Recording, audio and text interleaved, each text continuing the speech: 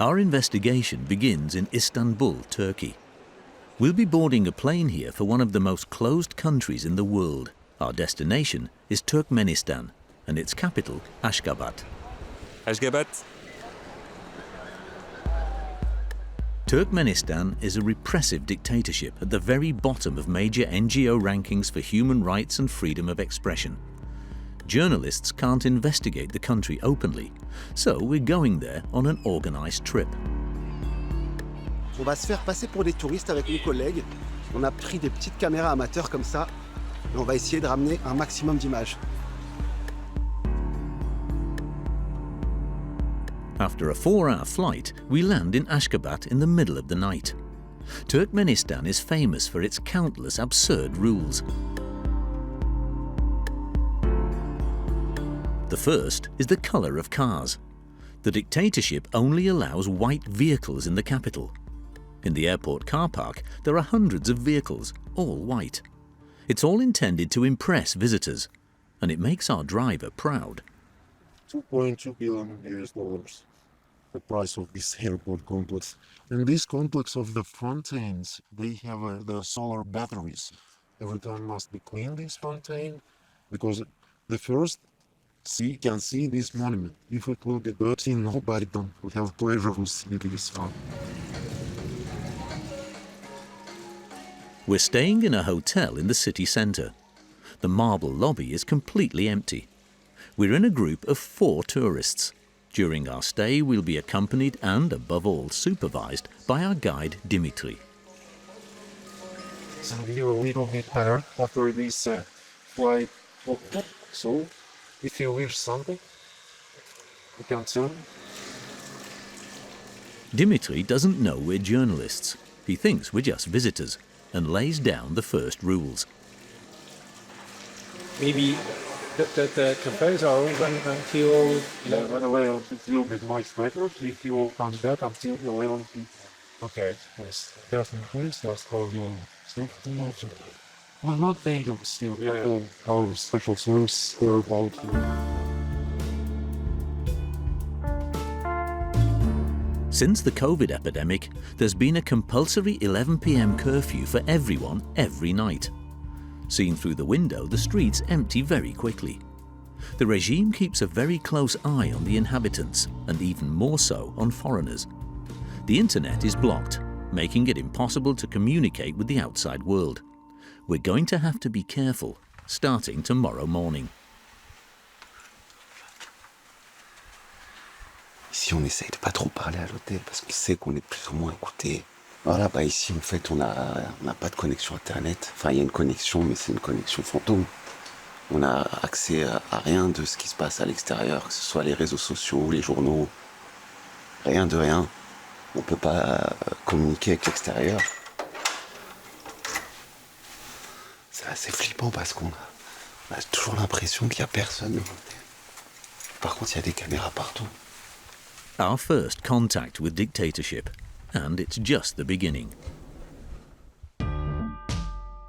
Turkmenistan is a small Central Asian country with 7 million inhabitants, wedged between Uzbekistan, Iran and Afghanistan. Since its independence in 1991, following the collapse of the USSR, there have been 3 dictators, who have all maintained the ways of the Soviet era. Fraternal ties with Russia and its president, Vladimir Putin, belief in secrecy, Take a picture, please. the cult of personality, He's a leader of the Turkmen people. Like a mountain. You can hide behind him and he'll protect you. and the accumulation of wealth by those close to the government. For 10 days, we were able to film this country like tourists, closely watched by our guides. Don't take a picture, another one. Not take videos or photos and switch off, please. We were shown all the highlights, imposing monuments paid for by Turkmenistan's greatest resource, natural gas. The Akol Teke, sacred golden horses, the pride of the country. We walked beside a 25-kilometre-long canyon and visited grandiose mosques that were completely empty. But above all, we saw the face of dictatorship everywhere. Here, everything revolves around the country's central figure, Gurbanguly Berdymukhamedov, and his son, who have shared power for almost 20 years. That's directing the hundreds. Yeah. But Turkmenistan is above all an authoritarian regime where speaking out against those in power can lead to the worst. Yiyecekler yok yani düşünün insanların işsiz kaldılar. Orada adam gitti için heykeline altın varaklı heykel açtı. Biz burada kırılıyoruz Türkmenler. In France, one of the most active dissidents is doing his utmost to fight against the Turkmen authorities.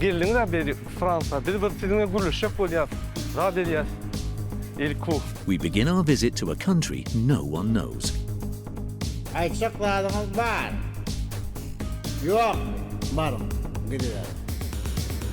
In the hands of a ruthless regime. It's the first day of our trip. As we wake up, everything seems very quiet. The capital's population is officially 900,000, but through the window we see only a few vehicles and no pedestrians. The hotel sets the tone. There are portraits of the dictator and his son everywhere.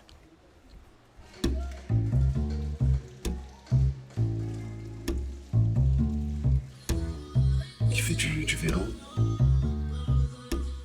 Il fait du cheval. No, this second person, he is the leader of that country. His son is president now, but he's a hero of all people. And this is the same one pride of our people, the Turkmen force. That's of course.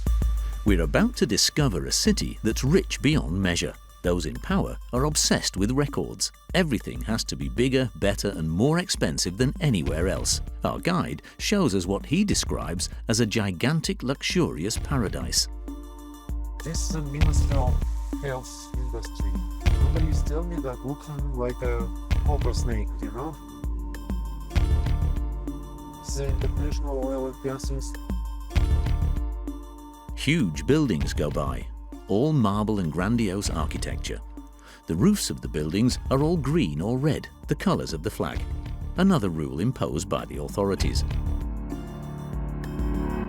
Ça fait penser à une dystopie. Tous les mêmes maisons, ils ont tous les mêmes voitures. La ville, elle est hyper propre. Ça fait 10 minutes qu'on roule là et qu'on voit les mêmes baraques. And on the main avenues, always only white or silver cars. Why the cars are white here, just here? Because our city is white marble.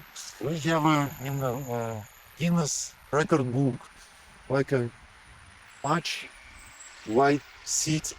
So that's the reason we want to see everything white. And if a colored car comes in the capital, what happens? You can use a taxi. You can invite the friends, take a rent car. Ashgabat is collecting entries in the Guinness Book of Records, and the authorities have used them in a TV clip. The record for the largest star-shaped building, the record for the largest horse-shaped stadium, and the record for the highest concentration of fountains. This is the capital of our country, and we want to show as more beautiful as possible. This strange structure is another record. This is the world's largest indoor wheel, 47 meters high. It costs 66 million euros. So don't worry, as you can see, it's safety. Elevation. Donc c'est tout en marbre blanc. Et c'est la première fois que notre guide nous laisse un peu seul. Donc on fait un tour de roue. Mais c'est un peu rouillé, donc c'est pas rassurant. Donc là on est tout seul dans tout le manège, il n'y a que nous. Et aussi loin qu'on puisse voir, il n'y a personne dans tout le parc. Il n'y a pas un être humain. Il n'y a absolument personne. That's the feeling we've had since our arrival. Although the country officially has 7 million inhabitants, we didn't see many of them in the capital. From above, we could see huge gardens, but not a living soul for miles around. There was a weird feeling of being in a ghost town. Why everywhere there is nobody? You know, there is only no cars. It's a little bit far from the center of our city. At the evening time, people come here. During the day, we see very few locals, whether in the street, the restaurant, or even the shopping centre. According to the regime's opponents in exile, Turkmenistan is lying about its population. Millions are said to have left the country to escape repression, poverty, and corruption, which would explain this seemingly empty city. It's impossible to verify this information. The people we see most often are women, brooms in hand, sweeping the pavements and tending the green spaces.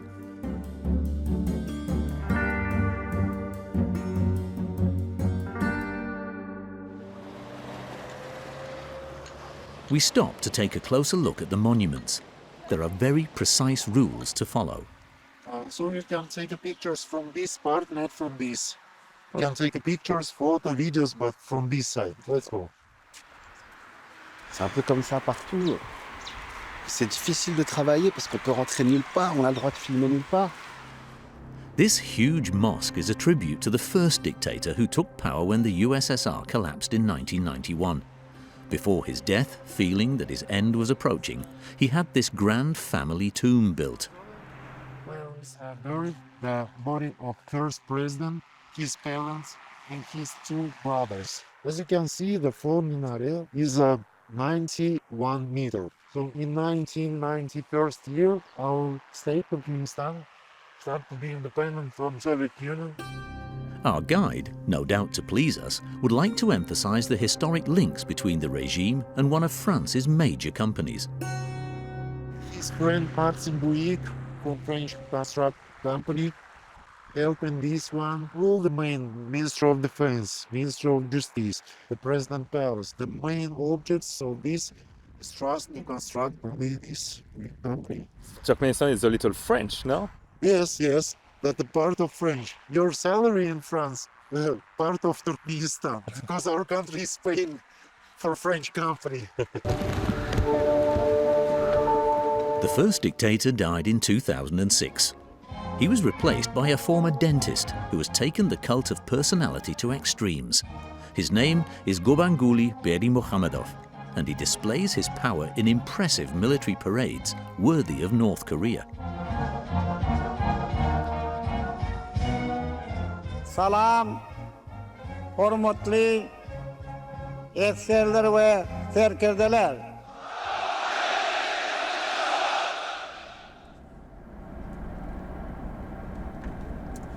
From the side of the road, it's possible. In the center of the square, there's a huge statue of him, covered in gold. The leader of the Turkmen people. And the same that shows his back like a mountain. You can hide behind him and he'll protect you. In 2022, his son officially replaced him as president, but according to all observers, he still runs the country behind the scenes.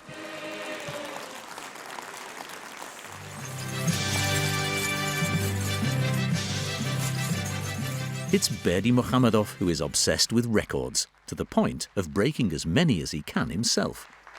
Can vatanım Turkmenistan. Gurbanguly Berdymukhamedov'un khayr. In 2015, a crowd of over 4,000 broke the record for the largest number of singers in a round.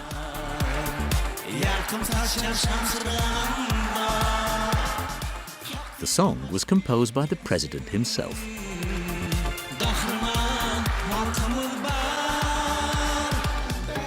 In 2019, he led the largest ever group of cyclists in single file, a record 2,000, through the capital.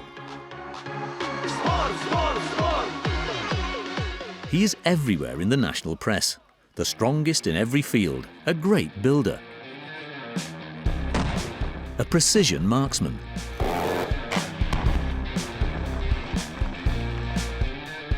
a great sportsman, a bowler who never misses, and even an outstanding singer.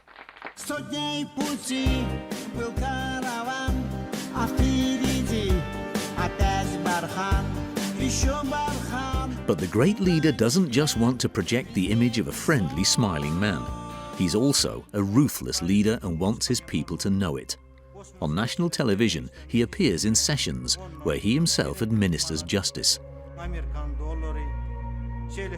Here, police officers are accused of corruption.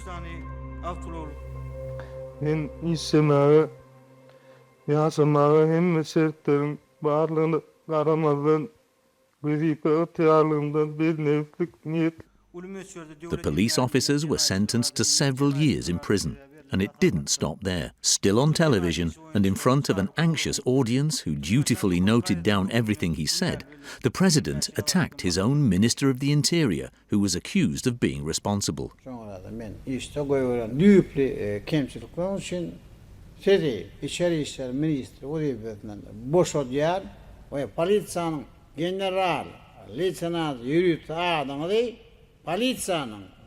Mayor diyen adını sen hem Peter diyen şeyden sizi devlet tiroların ahlından hem mahrum ediyen.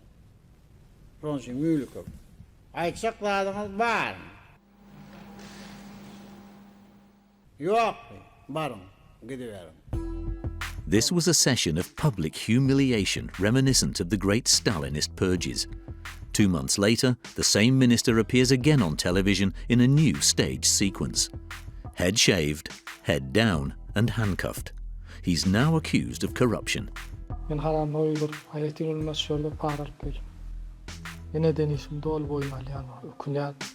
According to Dissidents, he was sentenced to 25 years in prison. This is a long way from the genial president. The great leader is keen to prove that he can also be ruthless. Our guide takes us to visit the National Museum. In reality, it's a building dedicated to the dictator, under heavy guard.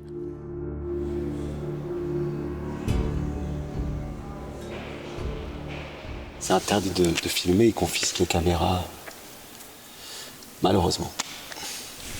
En fait, là, il y a des femmes en tenue violette qui nous suivent partout pour vérifier qu'on ne filme pas. The museum is split in two. We were given permission to film the part devoted to the history of the country. There is a statue of Alexander the Great here. And came here. And other relics of antiquity. But the other wing, which compiles the exploits of the nation's leader, seems to make the Guardians even more tense. They say no picture inside, but you can see all of them. Okay, no problem. We're going to have to film even more discreetly. 2 floors are devoted entirely to the father of the current president, the country's Grand Master. Good sportsman? Yes. No? No, it's gold. It's gold, I think. The great leader is not only a sportsman, but also a scientist. He wasn't a dentist? I think, yeah, dentist. Yes. Mais là, il regarde une radio des poumons. The visit continues with his other passions, music, Ça, c'est quand même marrant, quoi. cycling, shooting, With his rifle and his gun, he did that direct in the hundreds. Yeah. Right. but above all, horses. There are saddles and paintings. The Turkmen people were originally nomadic horsemen. The country has its own breed of horse, the Akol Teke. The great leader poses alongside them whenever possible. It's one of the highlights of our trip. We're crossing the plains of the country to get a closer look at these famous horses, some of the most expensive and rarest in the world. Alors là, on vient d'arriver, on est dans un centre d'élevage d'Akhal Teke, qui est en fait le cheval symbole du Turkménistan. C'est le plus important symbole. Tous les citoyens du Turkménistan ont un Akhal Teke sur leur passeport. Et c'est aussi, bien sûr, le cheval préféré du président. The Turkmen already rode these horses 3,000 years ago. They are famous for their coat, which sometimes appears golden.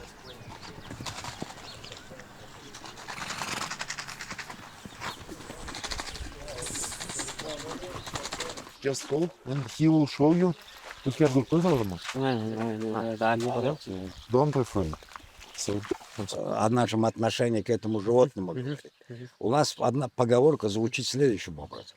Утром встал, наведу отца, потом коня, а потом уже жена и дети. Так высоко стоит конь для туркмена.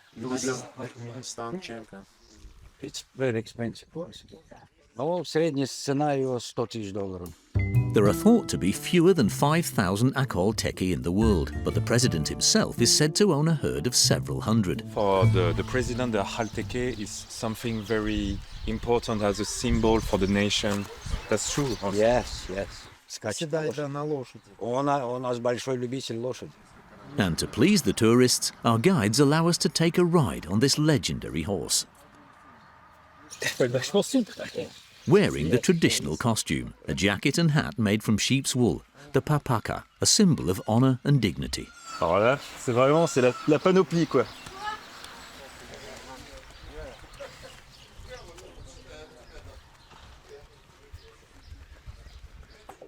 The great leader, too, never misses an opportunity to be filmed in this outfit and on this animal, which links him to the mythical history of his people.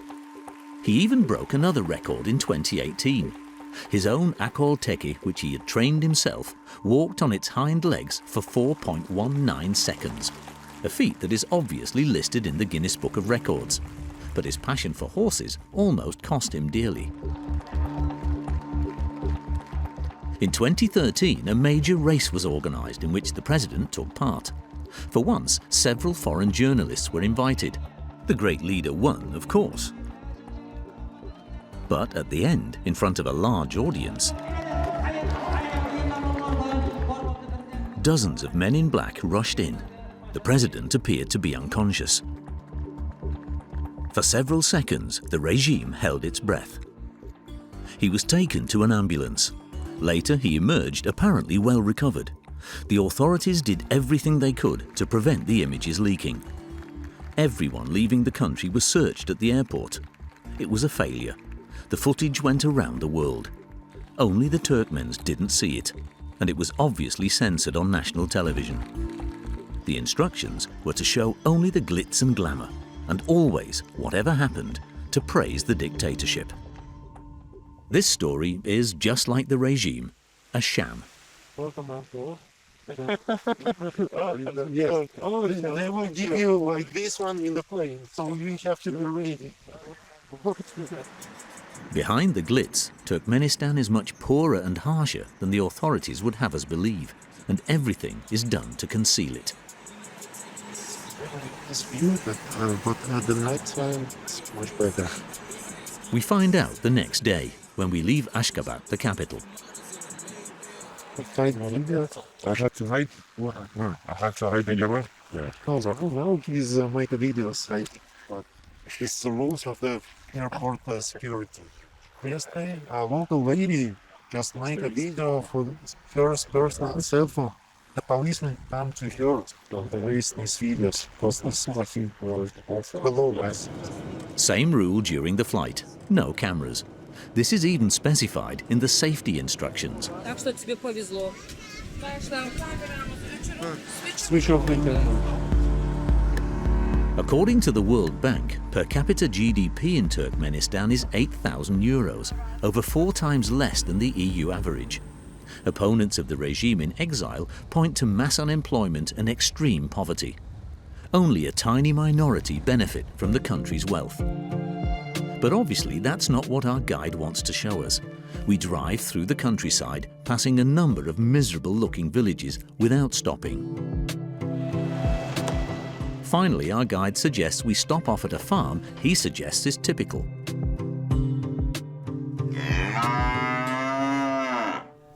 It's located in the middle of the desert steppes of Turkmenistan, just a few hours from the capital. This farm produces meat and cereals. It tastes this traditional sweet, soft bread.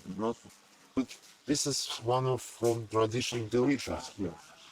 They given free of cost on the weddings for dear guests that visiting. This is the original camel milk. No need to drink full, you just taste. This is not a poison. Comme du lait, mais c'est un peu plus fort. We soon realized that we weren't on just any farm.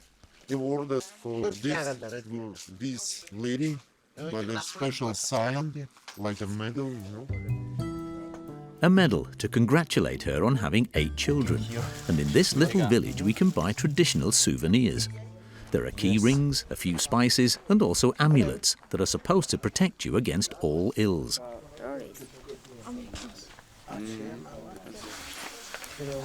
Salam alaikum. For the bones, if we have a pain in the bones, this one is just to protect from the evil eye. From no need regular medicine, just use this one. While 10% of the population is Orthodox Christian, a legacy of the Russian presence during the Soviet era, 90% of Turkmens are Muslim.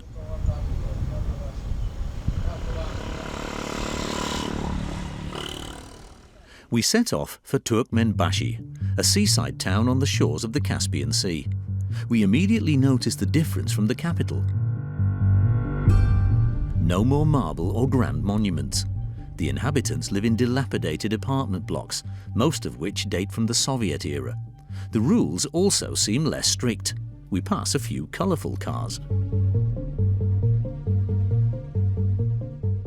In Ashgabat, everything is new in marble and gold. Here it's more like a regular town. You don't take money from the towns for to make a rich Ashgabat. No.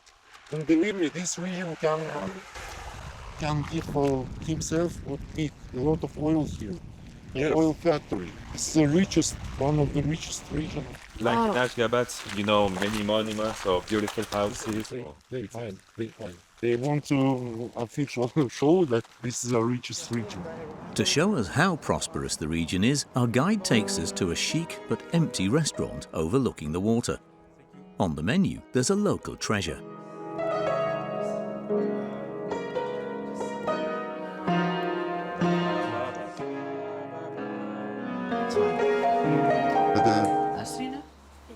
The sturgeon? Yep. I hope you enjoy your meal. Taste our local sturgeon. Yeah, sure. Ouais. En fait, l'esturgeon, c'est interdit à la vente et à la pêche dans toute la mer Caspienne. C'est le guide qui me l'a dit tout à l'heure. Donc en fait, ça va être illégal dans Londres, mais ça coûte assez cher. Donc voilà, mangez. Bon appétit. Thank you. Our guide also takes us to a market to prove to us that the stalls are full. The food is indeed plentiful, even the most luxurious. Sorry. Real cattle from Caspian Sea. Pas mal, hein? 205 manats for 100 grams, but for you, because I bring 200. 200 manas. This 250 grams. About 10 times cheaper than in Europe. But apparently not all the Turkmens take advantage of this, as the place is virtually empty. According to Dissidents, these restaurants and this type of market are reserved for a tiny elite and foreigners. 10 manats. For each one, 2 manats. Yeah. This is not expensive. A man prevents us from filming. Ask, they don't like. Maybe he's policeman. Secret service. It's the same in all the markets we visit during our stay.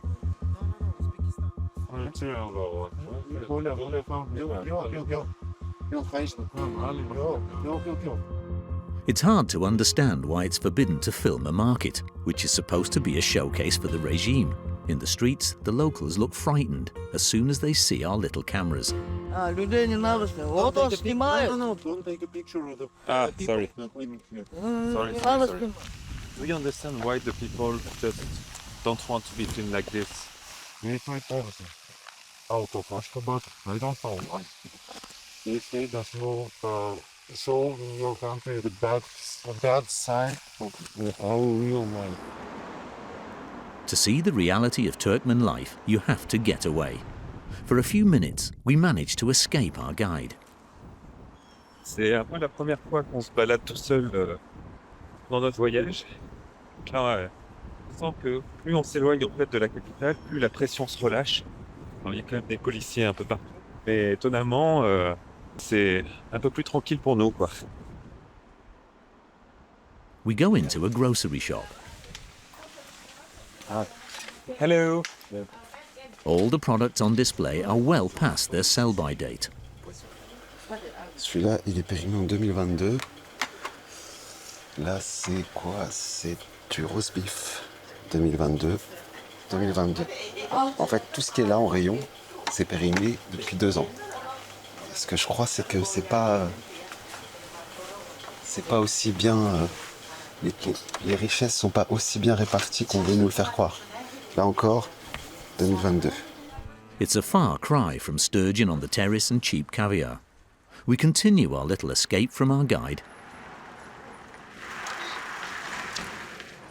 In the street, a man greets us and invites us into a shop. Traditional Turkmen clothing is on sale there. Right, that one. C'est joli ça. Je sais pas si c'est joli. Je pense qu'en termes de ridicule, j'ai déjà été très très solide sur le cheval. Là, ça va être pas mal. Ça me va bien? Je sais pas, mais lui, il est mort de rire en tout cas. Ça va bien? We soon find out that the man who stopped us is not just a hat salesman. With this one? Yeah. Okay. So... I'm blogger. No! No, it's you? It's you. Yes. Could you show us?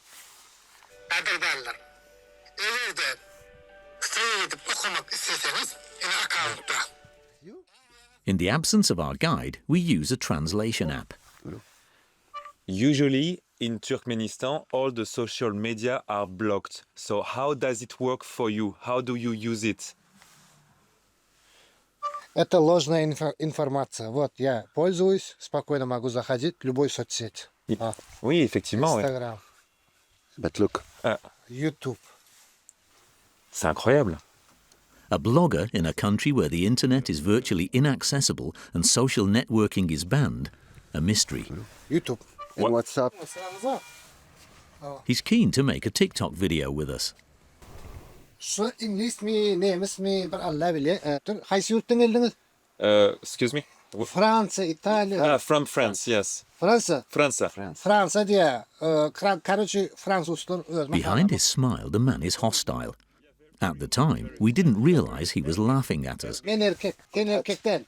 Me, no erkek. Oh, men erkek. Mererkek. Good hat.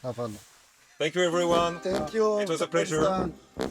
To find out who this man is, and more generally to discover the true face of Turkmenistan, we have to leave the country. We take a detour to Turkey. We're heading for Istanbul to meet some of the regime's opponents. Many dissidents live here. They are keen to denounce the Turkmen dictatorship and its crimes.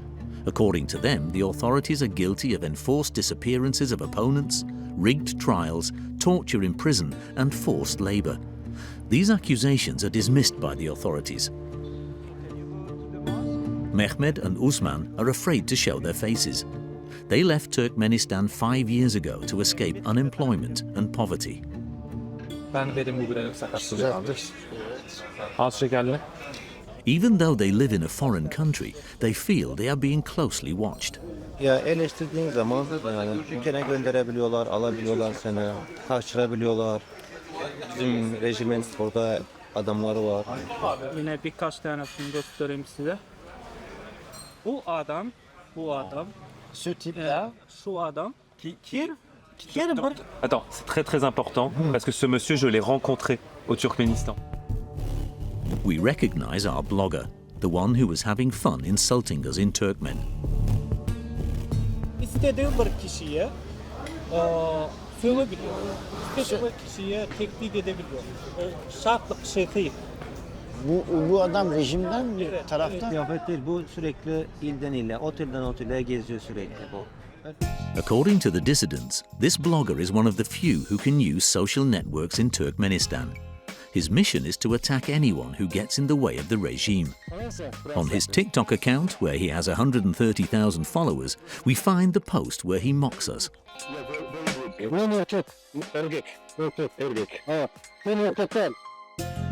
But above all, there are many violent posts. Here he pretends to hit an opponent. And here he attacks the most famous Turkmen dissident in exile, Dursultan Taganova. He imagines her face swollen. Then he openly threatens her.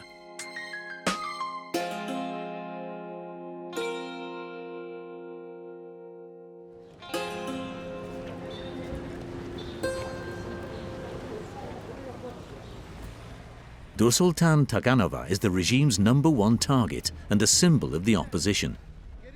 It took some time to convince her to talk to us. In the end, she arranged to meet us in Istanbul. She is suspicious of everything and everyone. Türkmenistan hükümetini destekleyen bazı vatandaşlarımızın adresimi aradığını, özellikle buldukları zaman işte benim kafamı kesip başkente asmak istediklerini, işte bana işkence yapmak istediklerini, hani yürüdüğüm zaman sürekli ben bakıyorum sağıma soluma, hani arkamda önümde biri var mı diye pek de güvende hissetmiyorum maalesef. Arkadaşlarımı çağırdılar polis merkezlerine, arkadaşlarımı sorguladılar. Herkes beni engelledi, herkes benimle irtibatı kesti. Nursultan lives in a small, dark flat on the outskirts of Istanbul. She arrived in Turkey 12 years ago. Bilka'yı da çeksin. Bilka gel. Initially, she came to work and earn a living to escape poverty in Turkmenistan. But time passed. Today, she can no longer return to her country. Bunlar benim çocuklarım gibi ya. Bilmiyorum ya, belki şeyden kaynaklanıyor olabilir. Oğlumdan çok uzun süredir ayrıyım ve sadece telefonda görüntülü konuşabiliyorum oğlumla. Nursultan began by publishing videos against the Turkmen regime.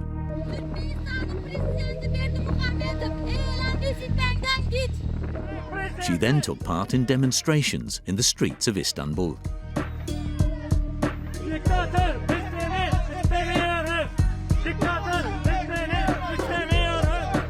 That's when she started to be targeted, like the day she was in the middle of a video conference meeting with other opponents.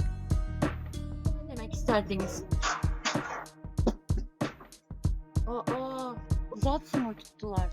Haramlar. Eğer korkup yaşayacağım fikirlerden olsa arzu eder. Sizlerden korkan, sizlerden korkak, namert haramlar.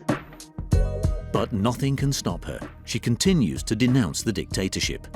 We show her the footage we filmed in Ashgabat, the Turkmen capital. Bu başkenti çekmişler galiba. Bomboş şehirler işte, insansız, ruhsuz. Gereğinden fazla halka faydası olmayan binalar, gereksiz yapılar, milyonlarca para harcanarak yapılan işte heykeller vesaire. It would be impossible to say these things in Turkmenistan. Major NGOs such as Amnesty International and Human Rights Watch rank Turkmenistan among the most repressive states in the world. Yani Türkmenistan, büyük ihtimalle Türkmenistan hapishanelerinin birine atılırım. Bu tür suçlamalarla yargılanan insanların hiçbiri hapisten diri olarak çıkmadı. It's impossible to know the exact number of political prisoners in Turkmen jails. However, she regularly receives examples of abuses committed against opponents. Recently, the story of a young judoka leaked. Süleyman Tuzumbayev, 14 years old, who refused to lose a fight against a member of the dictator's family. He was allegedly attacked by unknown assailants. He was seen in hospital a few hours before his death. His parents dared to testify in a video published on the internet. Balam yarışta utkan birincilikte ağan şampiyon birincilik için. Balasından deyip Türkmenistan'ın bayrağını Amerika'ya ko'tarib çıkaman deyip balam prezident bilan salamlaşaman deyip. According to Nursultan, being abroad does not protect dissidents. She's certain that agents of the Turkmen regime are monitoring them here in Turkey. Evet, bir dakika. Kim o? Nereden? Yörem ne oluyor? A delivery on a bank holiday. Buyurun. Estağfurullah, inanmıyorum yöremden geldiğini. Ben hep böyleyim, diken üstündeyim. Hep böyleyim. Gece yatarken bakın, kapıyı göstereceğim size. Ben böyle gece yatarken birkaç kere böyle yatıyorum. Korkuyorum gerçekten. Her şey olabilir. According to opponents of the regime, the biggest lie told by the Turkmen authorities concerns the standard of living of the country's inhabitants. as can be seen in these videos filmed secretly in 2021, which we were able to obtain. The footage shows long queues outside state-run shops selling basic necessities at affordable prices. As in the days of the USSR, products are rationed. You sometimes have to wait hours to fill a simple container of drinking water.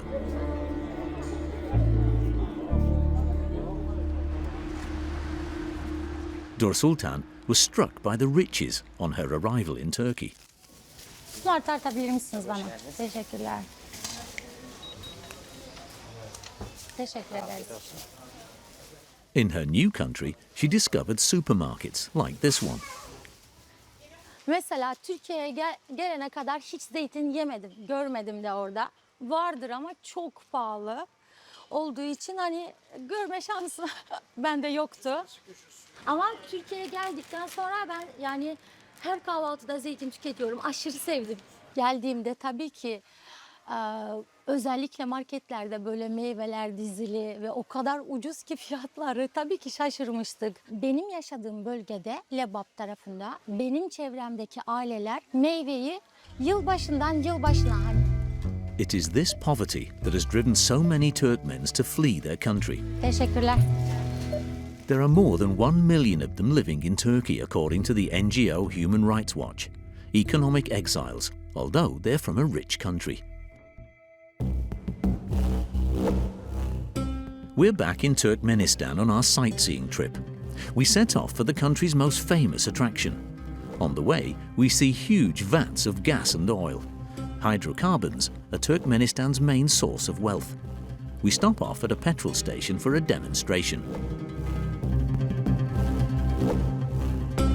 Will be less than 8 cents per 1 liter. 8 cents. Yes. Total tank for the gas 8 manat, 8 man total, and it's possible 300 kilometers. But that's not all. Turkmenistan has the 4th largest gas reserves in the world, just behind Qatar. A major source of wealth. The people benefit a little. Gas is almost free for everyone. Along the way, we pass huge yellow pipes that carry it everywhere. Even in the most remote villages, which seem deprived, there is gas flowing. And of course, there's also a statue from the Soviet era. And after several hours of hard driving in the middle of the desert, La route est pourrie. we arrive at Turkmenistan's most famous landmark, a hole. Darwaza, nicknamed the gateway to hell, is a symbol of the country's immense gas wealth. Ça fait 50 ans qu'il y a des émanations de méthane suite à un accident pour le creusement d'un gisement. Et donc ça fait 50 ans que ce cratère flambe. It's 70 meters long, 30 meters deep. In 1971, Soviet scientists set fire to the crater to stop a gas leak. They thought the fire would not last. Today, it's still as powerful as ever.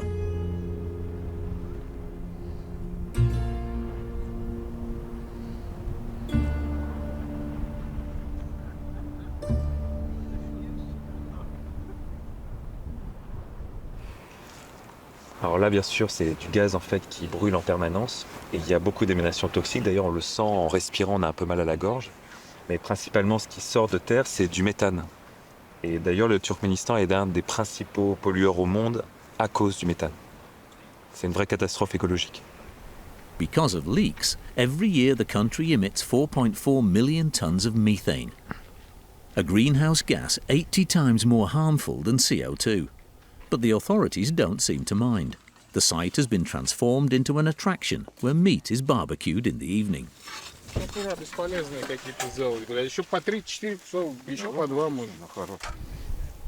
And where a small camp with yurts has been set up to welcome tourists. Oh, evening from middle of the Karakum Desert. Do you know how many tourists visit this place each year? Each year, totally 12,000. Yeah. But this is a famous place, so I think that more than half of them is visit this place.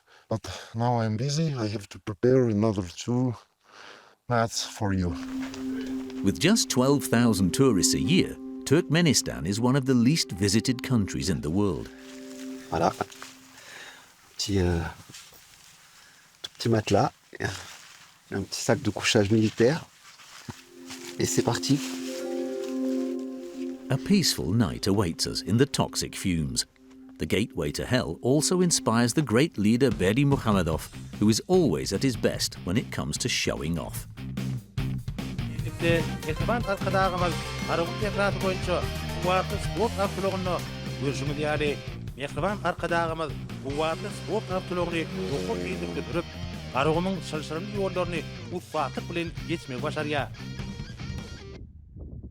gas, which is abundant in Turkmenistan's subsoil, also enables the government to play a key role on the international stage. We head back to Ashgabat. A quick stop at the car wash, of course. Il nettoie la voiture parce qu'on ne peut pas rentrer à Ashgabat, la capitale, si la voiture n'est pas impeccablement blanche ou là, en l'occurrence, argentée.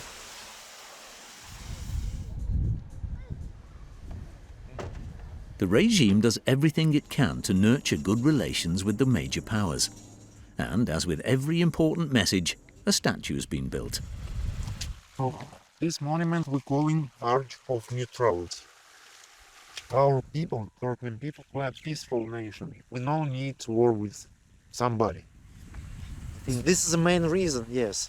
So it means you don't have any enemies or Yes, everybody's yes, your friend. it's unbelievable. The small country, the huge country, the big one, we are friendly for everybody. If you will come to us without bad things, without war, just visiting and relax and take a pleasure from visit of our country. And not only you are, but everybody is welcome. Turkmenistan presents itself as neutral, but some countries are better received than others. Big persons of the whole world came here to make a small forest for a long memory about their visit. In this little wood, a tribute to distinguished visitors, we find only authoritarian leaders. Former Russian President Dmitry Medvedev, Belarusian Alexander Lukashenko. But here it's Xi Jinping. Yes, Xi Jinping, head of Chinese People's Republic. Yes, but everybody is smart, I think, because they are start to be a leader for this or another one nation. For the European Union, only Viktor Orban, Hungary's far-right Prime Minister, is represented. His Excellency Serdar Berdymukhamedov. However, since the war in Ukraine and the restriction on Russian gas imports, several European countries have been seeking to sign agreements with Turkmenistan. The Turkmen authorities are seen smiling alongside leading Western decision-makers. Here's Olaf Scholz, the German Chancellor, with Gurbanguly Berdymukhamedov. Charles Michel, President of the European Council, with the new head of state, Serdar Berdymukhamedov. And Catherine Colonna, then French Foreign Minister, with her Turkmen counterpart. A rapprochement that infuriates the regime's opponents. In Toulouse, France, we meet one of the dictatorship's main opponents.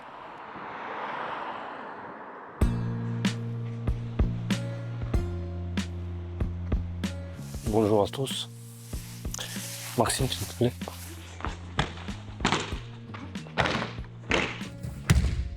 Allez, s'il vous plaît. The name of this Aikido master is Murat Kurbanov. The head of a security company, he is the bête noire of the Turkmen authorities. J'étais en France depuis 2005. J'ai obligé de quitter le Turkménistan parce que j'ai eu beaucoup de problèmes au niveau de l'État et c'était obligé de quitter pour suivre. Ma but de libérer le pays de la dictature, de libérer l'esprit, libérer de peuple. Like all the regime's opponents in exile, Quand le couteau qui arrive, contrôle ici. Murat Kurbanov is always vigilant. J'ai annoncé à la gendarmerie parce que j'avais beaucoup de menaces. Pour l'instant, je me protège moi-même. J'ai appris beaucoup de techniques pour protéger. J'ai préparé mon truc. On verra.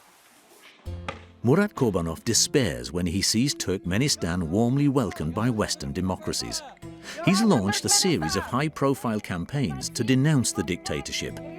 In 2021 in New York, with other opponents, he paid for a small plane to take the message into American skies.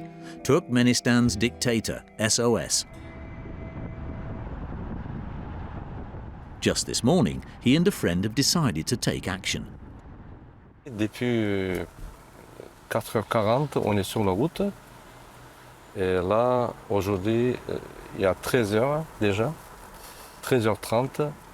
On est arrivé à Paris et on y va directement à Forum. In a grand hotel at Port Mayor, a delegation of Turkmen officials will be meeting French businessmen. Their aim is to attract foreign investment. The meeting is closed to the general public. Murat Kurbanov and one of his friends will do everything they can to disrupt it. Voilà, c'est Stop Dictator. The two men sneak inside. We follow them discreetly, as cameras are again forbidden. Il faut payer $2000, 2000 euros pour rentrer. C'est pour ça, en fait, c'est strictement sécurisé, strictement caché. C'est pas vraiment un pays transparent qui vient pour, pour présenter son secteur de pétrolier, etc. Là, vous pensez qu'ils vont pas vous laisser rentrer? Non, non, ils vont pas me laisser, mais je vais tenter quand même. At the end of the corridor, while Murat is talking to us about his government, Voilà, welcome dans la présentation du gouvernement corrompu Turkmenistan qui est venu en... he has an unexpected encounter. Salam alaikum. Komsun. Benim adım Murat. Komsun. Salam alaikum. Bir minut sonra client. Two Turkmen government ministers.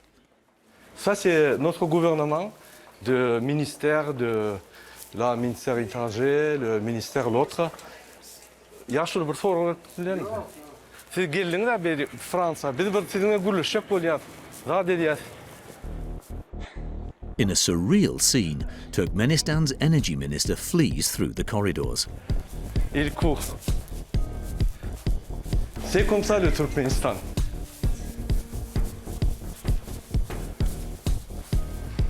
Ils sont disparus.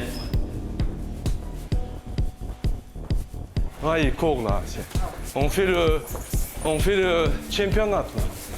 But the race doesn't last long, as security staff intervene. Bonjour. Bonjour monsieur. Bonjour. Oui, mais vous n'avez pas le droit de filmer ici. D'accord, je filme juste monsieur. Non, vous n'avez pas le droit de filmer ici. Voilà, c'est comme ça le gouvernement de Turkménistan corrompu. Il peut... Ouais. Ouais. Murat finishes his action on the pavement. It's a feeble result in the face of the power of the regime, but he has made his protest nonetheless. Although he dreams of seeing the dynasty fall, everything seems to indicate that the future holds the opposite. Serdar, the son, replaced his father in 2023. And recently, a new Berdymukhamedov has appeared in the official propaganda. The grandson, Kerim Guli, 22, is already being tipped for the succession. He's regularly featured in the press and on television playing ping pong or tennis badly.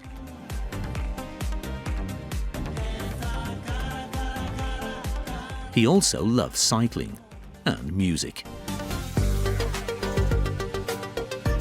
Will he be as much of a megalomaniac as his grandfather? The patriarch has decided to build a city in his native region costing $5 billion. It will bear his nickname, Arkadak, the Protector, and will be a monument to his glory. Here is a music and mountains and sea, beautiful sights of rivers and sky, all other beauties in Turkmenistan, Turkmenistan.